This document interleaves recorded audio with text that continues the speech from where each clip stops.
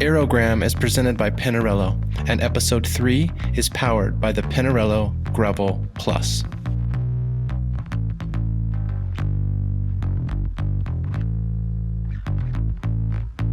From Peloton Magazine, this is Aérogramme. But I will say, I mean, one of the great, cycling.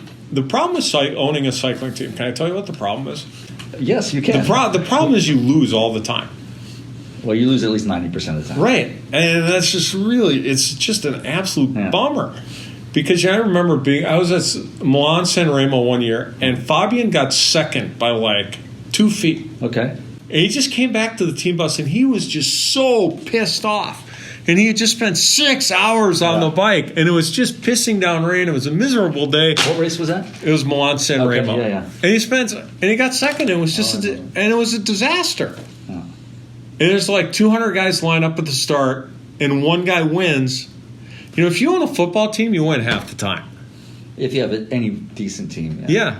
And cycling is just. The greatest riders in the world end up losing 90% of their races. Right, and so that's a frustrating part. But the highs are amazing. When Mads wins I'm sitting there watching the race, and you're like, no. I think Mads was like that too. Right, and you're sitting there, and there's 15K to go, and you're texting with Luke, and you're like, does he have a chance?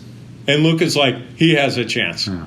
He goes, and all the announcers are like, nope, he's not going to win. The Italian guy's going to outsprint him at the end, And they're talking that way the whole way. And then all of a sudden you get to the end and Mads wins it. And you're like, highlight it. That's a highlight of your life. You're sitting there and your guy wins, who's not supposed to win, wins one of the most difficult world championships of all time. Yeah.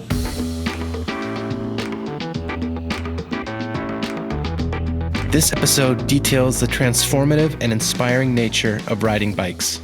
We talked to Trek CEO John Burke about racing, humility, and culture. Musician Josh Scott from JHS Pedals shares how cycling changed his life for the better.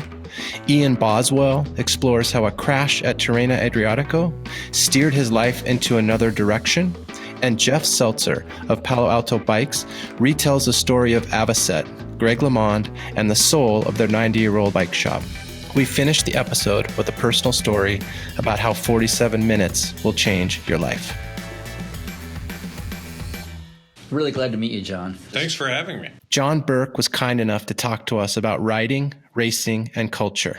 His complete interview will be in the April issue of Peloton Magazine. What were your first memories of the company, and could you have ever imagined that it was going to bloom into this world premier brand? I mean, now I live in France, and all of the French guys and all the Europeans are going, oh, those Treks were really nice bikes, huh? And now Trek is one of the huge references. Could you have ever imagined this? Not back in the day. Yeah. No. But, the first things I remember about Trek is I was, I think I was in, when Trek first started out, I was in grade school, maybe, 7th or 8th grade. And, some people would come to the house from Trek to show my father some things, which I always thought was really interesting. So I kind of would hang around and drop in on the conversation. And then I remember going to Trek's the unveiling, which was at the Pine Knoll.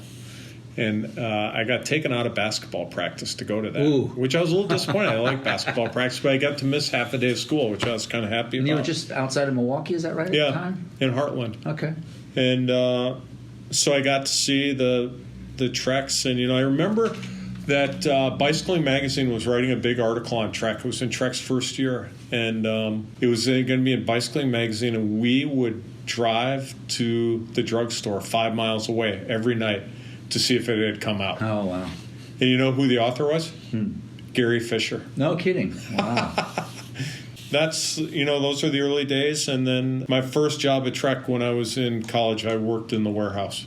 I've been here a couple times now, and it's very clear to me that the roots of the company here in Waterloo are still very much part of the DNA of the company, even though it's a huge global industry. I mean, and even though you are producing bikes around the world, a lot of it's coming out of a town of, as I pulled in, 3,300. people, know, something like that. Population 3,300, I think it was. And what kind of a role does that have to play in your identity? So I think the Waterloo plays a big part of Trek, and the Red Barn plays an even bigger part. And I think that's for a couple of reasons. One is just the humility that my father had, and my mother still does have.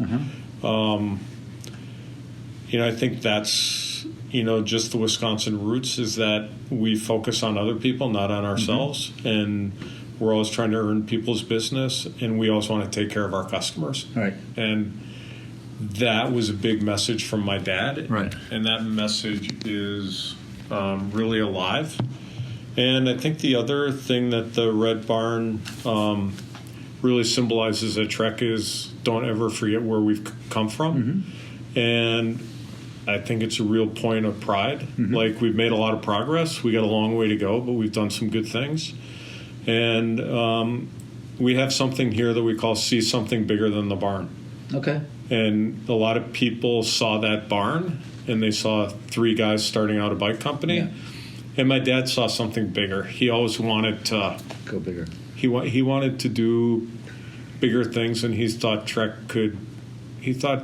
he had high hopes for Trek. And so one of the messages I have for everybody is see something bigger than the barn.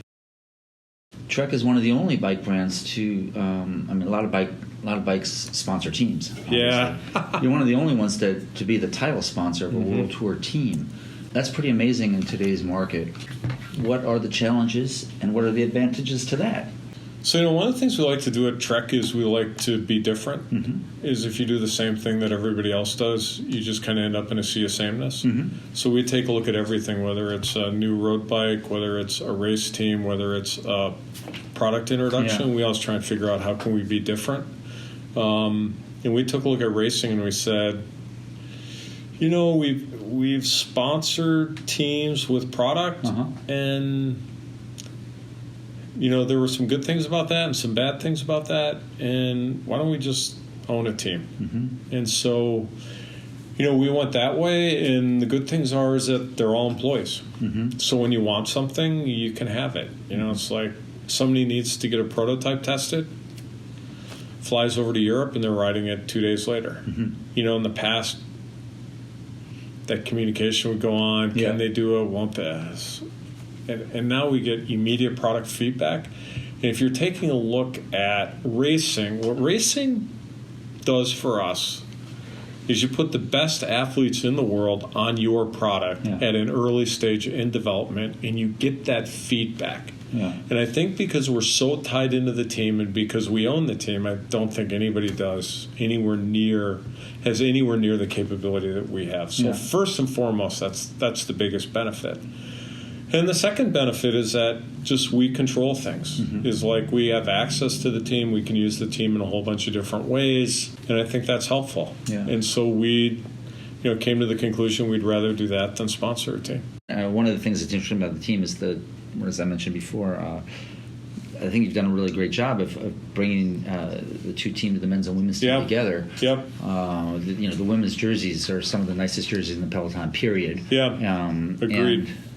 And you got obviously really great quality riders with personalities on the women's team too. And it's been, it must be also satisfying because the women's cycling gets criticized a lot. There's a lot of challenges there too, and you've done a really good job of marrying them. I think so, and I said earlier we like to do things that are different, and here you got women's cycling, and very few people support women's cycling. And for a company to come in and go, not only are we going to have a women's team, but we're going to support the women's team the same way we support the men's team. And that's part of the story that never really gets written, but we do a great job of supporting the women, and we should, and they produce really great results. And the team of people that we have out there, they're awesome. And it's one of the best things that we do as a company. Yeah. John, it was really great having a chance to sit down and talk to you after all these years. I followed you, obviously, and the legend of your father and the whole company. So it was really great to sit here and talk shop with you a bit. And look forward to to seeing where the team goes next year. What are you looking most forward to in 2020? At Trek, there's so many great things going on. There's never been as much innovation happening here as there is today. Okay. So I'm looking forward to a bunch of new products that we'll be bringing out in 20. I'm looking forward to doing a lot of riding. Okay. And I always love the team. So, when it comes classics time, I just love watching the races. Yeah, and you've always had great classics teams, too. Yeah.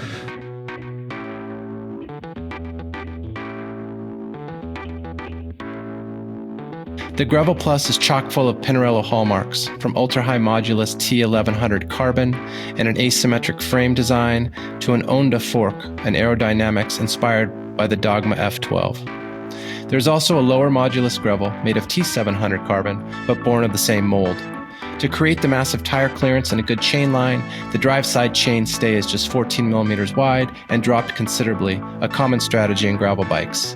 What is less common is the asymmetry being reflected in the seat stays. With the Gravel Plus, the drive side seat stay is also dropped, ensuring both sides of the rear end share triangles of similar dimensions.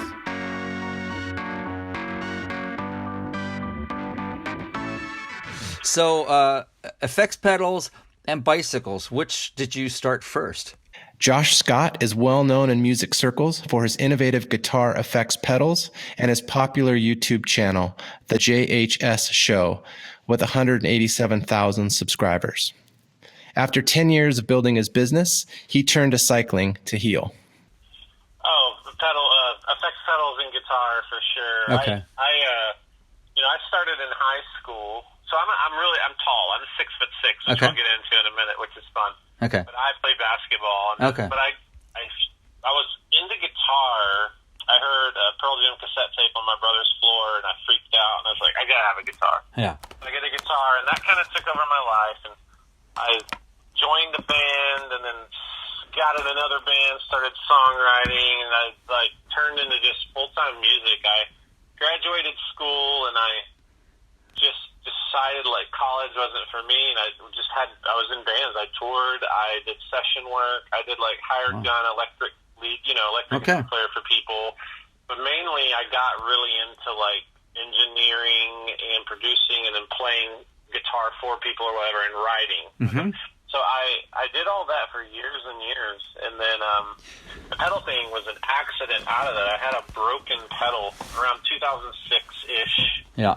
Late 2006, and I fixed it, and it was this moment of that was interesting, and then it bugged me. I want to know how everything works. I'm the kid that put the flashlights apart, Mm-hmm. And so I got into it, and the company just kind of started in 2007, and I have no business background, no one in my family.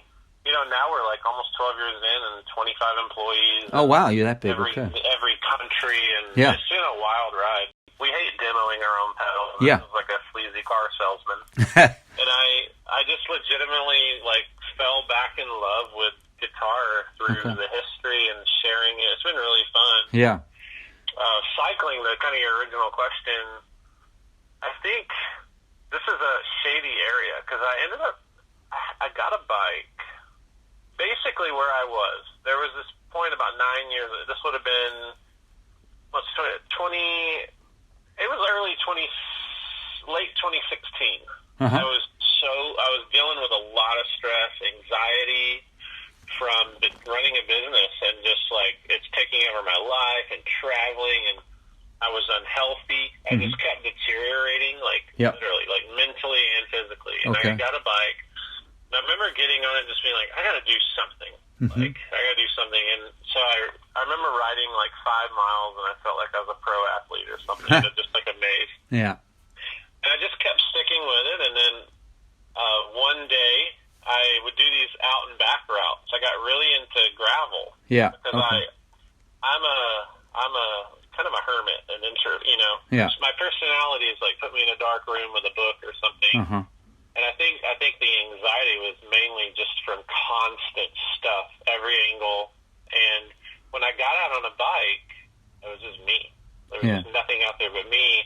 And I live in South Kansas City, and in relation, if you're not familiar, basically we're really close to like what a lot of people know as the Flint Hills, Dirty Kansas, stuff like that. Okay. So there's a ton of farmland and gravel roads, and that's what I fell in love with cycling because I put some bigger tires on my bike and I rode down a gravel road, and I was like, oh my gosh, this is magical. Yeah. No one's out here. Yeah. Nobody's around. And one day I rode 40 miles out and had to ride 40 miles back. That's a long ride on gravel, man. I love it. Yeah, so I mainly do gravel. I mainly ride solo, but I do, I got a group of friends. I do group rides lately on the road, but yeah, gravel is like what hooked me. Okay. Solitude. I started doing some races just to see if I could finish them. And yeah, it's been massively life changing. I mean, everything I went into it for, the anxiety and stress, it like cured it. Okay. And then obviously health. I lost like 50 pounds. Oh wow. Okay. Yeah, it's pretty amazing. Yeah. So the cycling story is deep for me. Really, really amazing. I noticed that on your YouTube channel, you had always had these bike T-shirts, and that's what sparked my interest. I really love that channel. I'm not a real tech guy when it comes to music, but a friend of mine kept sending me your links, and I would watch it, over breakfast with coffee. And I really love your show because it's kind of organic. And how did that develop? How did this idea for a pedal show develop? I guess you sort of answered that. You wanted to. Yeah. Better detail. We as a company, the internet we're in like the internet age of guitar, and it's like the last 10 years has really been this different way of thinking for companies, and it's been challenging at times because of growth. Like, how do we find our place in that? You have Instagram, Twitter, Facebook, YouTube, because every guitar player can post a picture of their guitar and stuff on Instagram. Yeah. You give a guy like John Mayer, millions of followers, that's the kind of stuff people want to see. And we really struggled with like just trying to not do the same thing people do, which is typically, here's a pedal, here's me in front of a black wall, and here I'm going to demo the pedal. Nothing wrong with that. Yeah. And we were just like, we got to do something different. And like my passion really is for the history and the kind of philosophy of guitar pedals and what they've done to culture and how important the people are that made them and all the like lost stories. Do you spend a lot of time working on your bike? I mean, you spend a lot of time working on your pedals, obviously. Do you have a little bike room in the garage, and do you like tinkering around with that too? Yeah. So I've been cycling about 3 years, and I made me like a man bike corner shop in my garage. We have like a pretty nice 3-car garage, little area. Yeah. We don't use one side. Kind of gets stored. Everybody's garage has storage in it. Yeah. But I took one of the corners, and in the winter in Kansas City, it's pretty brutal. Yep. So I don't get to ride out a lot. Yeah. I do ride in the snow and cold, but I set up like a nice Zwift setup. With a tax trainer, and then I was like, I'm going to get a bench over here. I started running tubeless setups, so I was like, I'm going to learn to set up my own tubeless. I did that, and one thing led to another.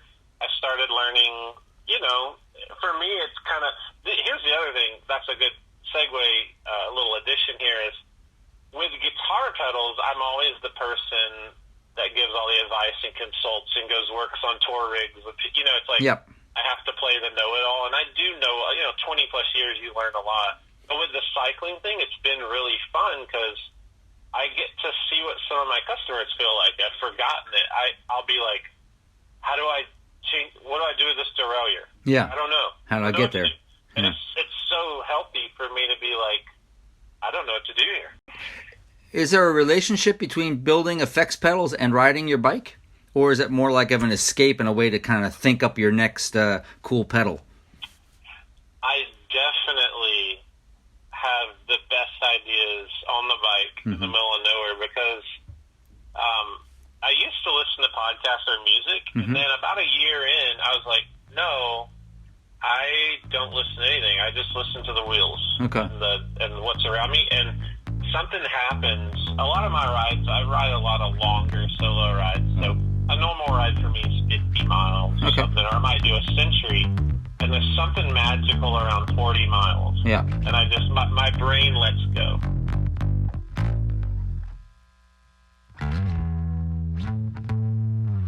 Ian Boswell is the consummate pro.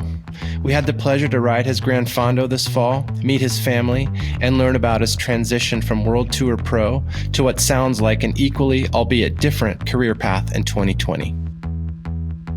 So maybe just kind of give us a little history, what happened, the sort of all how it all went together, basically. Yeah, well, I'll start going way back, to 2018. I had a really successful year. It was my first year with Katusha Alpecin, and I'd come to that team from Team Sky at the time to ride the Tour de France, and I rode the Tour in 2018, and in a lot of ways it was my best season to date, just as far as kind of the progress I made and kind of the steps I made towards being a tour rider and participating in that event. And I learned a lot and was hoping in 2019 to go back with the experience I'd gained. And 2019 started off pretty similar to every other year. I spent a lot of time in Vermont in the winter, and was just gradually building up through the spring. And I was in Tirreno Adriatico. It was my first European stage race of the year. I'd done Mallorca Challenge and Tour of Oman prior. And on stage 4, I had a bit of it was more of a fluke incident, just a crash on a downhill. Still not really sure what happened. And I went over the bars at pretty high speed and landed on the back of my head, which took kind of the brunt of force from the crash. I had very little road rash. Nothing else was, nothing was broken. But I was left unconscious on the pavement there where I crashed. And, the immediate thought in my mind when I had crashed was like, oh boy, well, I need to get back on my bike and ride to the finish line, because, if I drop out on stage 4, then I can't finish the rest of the race. And then you're not getting those race miles in your legs. And my team director at the time was Dmitry Konachev. And he had, by the time I was conscious again, the team car had gotten to me, and I was like, oh, just like, where's my bike? I want to get back on, because it's only 3K to the finish, and all downhill. And he's like, no, we have like 60K to go. Like you're a long way from the finish, and you're going to get, from there is kind of where my journey began to the next chapter of my life. It was a long process. So ultimately that crash, changed the course of my life and my career. And so from, that crash in the middle of March, I didn't race again for the rest of the 2019 season. And there was a lot of up and downs from that crash until I decided what to do next. And there was a big choice to make. In late August, I was offered a contract to race on the road for the 2020 season. And eventually I came to kind of terms with things and evaluated, my health and my life and, kind of what I've accomplished, and was not able to, but I very much consciously made the choice to walk away from road racing and pursue something different. And at this point, how long of a professional career are you into at that August, when you're looking back and you're trying to make that call? Well, this was 2019, I guess we're in 2020 now, but this past year was my 7th year in the World Tour. And prior to that, I had done 2 years on Action, a year on Bissell, a year on Hot Tubes, raced in Oregon as a junior and traveled to Europe with the national team. So it's really been like 15 years of pursuing, that goal of being the best road racer I could be. And, ultimately the goal was to ride the Tour de France, which I did. And in many ways that, having had that, kind of in my pocket was probably made it easier for me to make that choice to walk away from road racing, because, while I didn't win any major races, I was able to kind of look and say, well, what else am I looking to accomplish here? I've got to live in France for 7 years. I've raced with some of the best riders in the peloton. I've learned a tremendous amount. I in many ways kind of felt like the, ship had run its course, and I was ready for a new challenge and to try something different and try something that is a bit out of my comfort zone. Tell us what's happening for 2020 and what you're gonna be up to and what you're doing and who your sponsors are, and we're excited to hear about that. Yeah, so over the course of summer, I was kind of going back and forth of what am I going to do next in my life? I'm 28 years old. I need a job. I can't retire and, start hobby farming here in Vermont. I'm also still too motivated and too driven to just hang it up. So I had made the choice to not race, and I didn't take the contract offer that was on the table at the end of August, very much on my own terms. And soonly after, I been speaking with Wahoo as the title sponsor of our Fondo, and they offered me a job at Wahoo to kind of fill a position that they didn't really have in place as an ambassador for one, but a liaison between the brand of Wahoo Fitness and the World Tour teams that they sponsor and some of the other athletes, whether it's triathlon or running or other endurance sports. To kind of take on a role as a liaison between the athletes and brands, because I know what athletes are able to do, want to do, and enjoy doing. So I have in some ways a unique perspective that kind of uses my background to help them. But Wahoo's also been incredibly generous in understanding that this is very much a transition for me, and it's difficult for an athlete, especially at my age, to go straight from a professional athletic career into an office job, 40 hours a week. Well, exciting. So are you putting together other sponsors within your race package, or how are you going about all that? Well, one of the most incredible things about kind of starting this project is, for the first time in my professional career, I can actually work with brands that I want to work with. I've worked with some great brands, as a pro rider, and that's part of the reason I have this relationship with Wahoo, is because they've been a part of my entire World Tour career for 7 years. And I've used their products, and we've collaborated a lot on, developing stuff and working stuff out and kind of making a better product, continually. So I've been fortunate to, have some contacts within the sporting world and in the industry of cycling. And it's been pretty cool to reach out to brands that I really want to work with. And, there's brands that, products that I would buy, whether I was riding next year or not. And all of a sudden I'm going to be under those brands' umbrella. So, yes, I'm going to be using specialized bikes, helmets, wheels, saddles, pretty much a stock specialized bike that you would buy online with SRAM components. I've been with SRAM for the last 2 years on Katusha, and I was with them prior on Action and Hot Tube. So I've, been really familiar with their products. I'm back with Science and Sport after a 2-year hiatus at Katusha, even though I did buy their products while on Katusha, because I really do believe in their products. So tell me, you're going to be doing some content as well, potentially a podcast, or tell me a little bit about what you guys have planned. Yeah, we, as part of this project, we do want to document this transition and also the other Wahoo athletes that are involved. And, there are some awesome athletes and some key players in the gravel scene. Obviously, I'm kind of a newbie to this in a lot of ways. It's cycling, but there's a lot that I don't know. But yeah, so we've shot our first series of our video called Wahoo Frontiers, and that's going to come out on Wednesday, the 15th of January. And we have a couple other scheduled. It's going to be a series that kind of documents the whole season, and I'll document my kind of transition, but get a feel for what the gravel scene looks like. And like you said, I'm looking at starting a podcast as well. During the Tour de France 2018, my friend Marshall Opel and I started the Breakfast with Boz podcast, and I'm looking at bringing that back this year. So when are you just sort of getting your calendar? I know people are announcing where they're racing and all the events they're going to. Have you made some decisions? Or are you still firming that up for what gravel events you're going to be at for next year? Yeah, there is a calendar in place. It's to a degree, sometimes it changes. I was actually down in Atlanta earlier this week at Wahoo headquarters down there, and we decided that we're going to be heading out to Old Man Winter in Boulder. So I've been, which I should be prepared for winter because I am in Vermont. But I'm definitely doing some panic training on my kicker down in the basement just to try and get ready, because I've seen that a lot of the other athletes who are attending are out in California now training in warmer weather.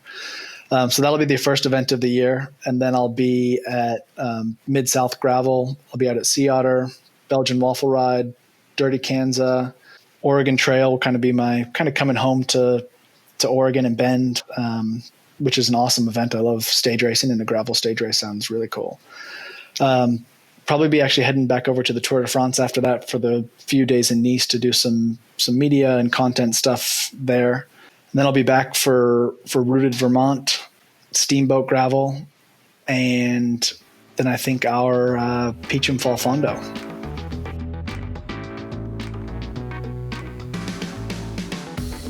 The Gravel Plus revealed its true character on the first ride. It's a racer and it loves to go fast. What Pinarello did at the rear triangle works. Max energy from the crankset to the hub, and max efficiency to keep that power planted to the gravel. The chain stays in the laid-back position all contribute to that super responsive feel with loads of stability and confidence in the dirt. What makes a bike shop last for 90 years? How was Avocet started? Did Lamond really begin his career in a Palo Alto bike shop jersey? Jeff Selzer fills in the gaps of this inspiring American story. My name's Jeff Selzer. I'm the general manager at Palo Alto Bicycles and have been this marks my 20th year. Is it the same family who's owned the company or their bike shop for this whole time? 90 years 90 next years. year. Yeah, that's it. Grandfather started it. The two sons took it over. Their kids then took it over from them, and I technically work for the grandsons of the founders. Okay, maybe we can talk about Avocet a little bit and its history with the shop. Sure. So Avocet grew out of our mail order catalog. So the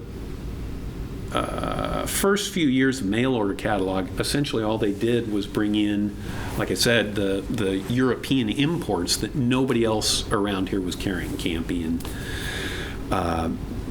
the such. So they started talking to some of the manufacturers when they'd go over and do their buying junkets in Europe. They'd talk to them about branding a product that they could sell under the Palo Alto catalog. They didn't want to brand it Palo Alto Bicycles because that's hard to get on something, right? It's a lot of words and it takes up a lot of space. So if you're doing a headset, how do you brand Palo Alto Bicycles all the way around the headset? Not easy to do. So they wanted to come up with a secondary brand. The brothers that own the shop now, they're in their 70s, growing up as kids, they lived in this area. And they used to go over to the Baylands and ride bikes and just, that's what you did when you were a kid around here. And there's a bird that if you sit out there, you can watch these things and they just look like they're going 1,000,000 miles an hour because they're about 1.5 inches off the water. They're these little tiny birds, the wings kind of, back behind them, and they're called Avocets. So they looked at that and said, that's sleek. That's what a cyclist wants. They want that aerodynamic super speed. This really invokes the image that we're looking for. They started making pedals, bottom brackets, hubs, headsets. They did tires, saddles. Once they started doing the saddles and the tires, they opened a whole new market where back in the day, most of the bike manufacturers, Treks, Specialized, Ritchie's, anybody that had a bike line, they didn't have their own tires, their own saddles, their own seat post. They didn't do a lot of that stuff. So they would get aftermarket stuff to come in. And the cooler names are what added value to the frames, and they sold better. Once they came out with a cyclometer, it was a worldwide phenomenon. One of the things that made that so successful was in the early days, Cat Eye was coming out about the same time as Avocet was, and Avocet looked at how things, how bike distances and that type of thing had been counted in the past.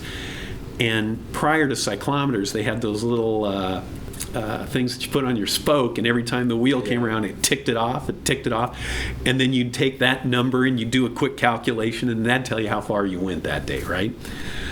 Well, they looked at that and said, you're getting a lot of lost information in here. It's nebulous, right? How can we shorten that? So if you looked at the way Avocet created their magnet reading system, it was a little donut that popped onto the hub, and it had, I don't know, maybe 20 magnets. So there was it was a circular thing that had little segments of magnets all the way around. So you could go less than an inch and it would pick up from one magnet to, there'd be a delta between those two magnets, and it'd give you that level of accuracy as far as the distance. It was a clean and much more efficient way to track speed. What about just Greg LeMond and his role? Become involved. Yep. And his, I guess, before that, he was an amateur wore an Avocet jersey. You bet. Actually, before the Avocet jersey, he wore a Palo Alto Bicycles jersey. So here's he both helped launch Avocet, but prior to that, he pretty much credits the brothers with help launching his cycling career. As a junior, young 16, 17-year-old kid, he was training to be an Olympic skier. And so the winters he would spend up in Reno and skiing. In the summers, he'd come down to the Bay Area and do the races around here because it was great cross training. Real good for the legs, kept his legs in shape, real good cardiovascular. So it was just a way that he was doing it simply to augment his training on the slopes.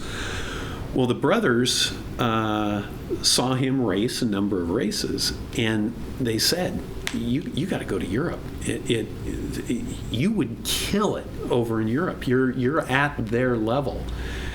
And Greg was in, I don't know, this may be 8-10 years ago now. And I was having a conversation with him, and he said, I couldn't afford to get over there. He said, I would totally have done it. He said, I couldn't afford to get over there. And he said, the brothers sponsored him for a year or two, and he said he was able to buy a car. He sold that car, used that money to go over to Europe, and raced for a year over in Europe. He said he came back from that, put the skis up, and never looked back. And he said, so for that reason, he pretty much credits the two brothers that now own the shop and this shop with launching his cycling career. Once he got into the pro peloton, he used the Avocet cyclometer, and one of the best marketing, there's two marketing pieces that Avocet came out with. There's one where it shows 8 or 10 guys across, the peloton's behind, 8 or 10 guys across the road, Huneau was in there, Chiappucci was in, all the guys of that era, right? They were all riding across the front. Almost every one of them had a different colored Avocet cyclometer on their bike. That is a money shot if they're ever, and all different teams. It wasn't like just one team that they were all riding it. All these different teams, all these different riders were using this because they saw the value in understanding how fast, how far they've gone, what they've done, all of that. Are there any other customers from the world of entrepreneurship or tech who come through your shop that might be interested in?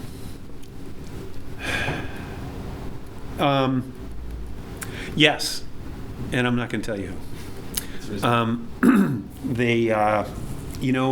My experience of that caliber of individual, CEO, founder, president, whatever. When they come into my shop, they're like kids. Yeah. They're not, these demanding, high-powered, look, I got money, I snap my finger.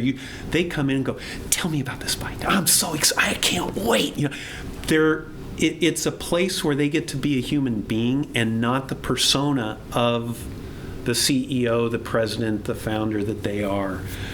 I value that. The ability to give someone like that. I mean, world leaders would love to have access to the people that I know. Would you say that to the average person, Greg LeMond might not be your most famous customer? Or? Oh, definitely not. Yeah. Definitely not.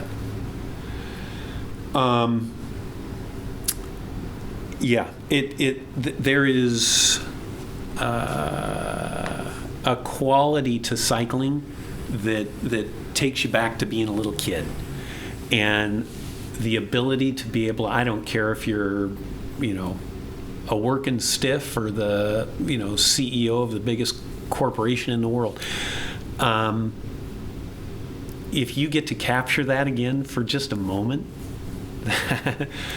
that's part of the reason that shop is still there 90 years later, because that's more important to the brothers than owning the world. People have asked me, why don't you open more shops? Why don't you have, you guys, you know what you're doing, you could kill it. You need to have a whole chain like Mike's Bikes or Performance or whatever. The brothers never wanted to take over the world. They didn't. They wanted to give their community a little bit of joy, and the way they did it was through cycling.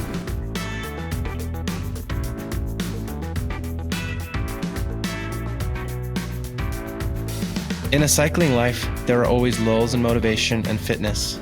Some years hum by with big miles and big milestones, and other months and years, not so much. I'm in the middle of a not so much few weeks. I hike and try to run slowly, more like a linebacker with a bad Achilles than an actual runner. It's easy to put on shoes and get out the door for 30 minutes and run around the neighborhood.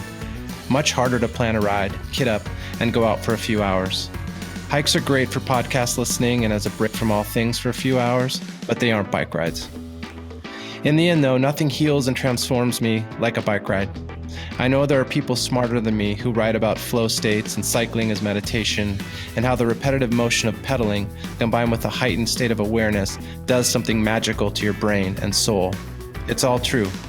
The gift is in the riding. I know that when I ride my bike more, I'm better at everything. I'm a better dad, a better husband, happier and calmer. I think about things in a spiritual way more often. I work more efficiently. I have more ideas, and I feel like the world is going to be okay. I sleep better and cook more inventive meals. I read more. But like all of us, I have periods where I can't seem to get out on my bike consistently. I have zero excuses. I ride bikes for a living. It's part of my job. I can ride anytime during any day and have a reason to do so. The Peloton office is filled with new bikes, products, kits, the latest innovations designed to make riding more enjoyable, and yet I have periods where I just wander around the office, look at everything, then walk to Taco Tuesday at Caso de Lago. Also, the local gym sends us its class schedule. I imagine myself in the front row of a Zumba class. I should also probably learn Tai Chi. The gym has spin classes every hour, every day, and it has a snack bar that serves a great club sandwich with Topa Topa beer on tap. Tennis matches are on the television, and there are swimming goggles on sale at the front desk. There are towels you can borrow. All of it's just a distraction. What I really need to do is get out on a bike for 47 minutes, then ride again the next day, then plan a longer ride on Saturday with Sean and Dave, and then sign up for the Ghent-Wevelgem Sportief or another event closer to home. And then the Greek chorus appears. Start riding more, don't stop, keep going. In the end, it's what we all need, and it only takes 47 minutes to begin. I'm done speaking this. I'm going on a ride. You should too.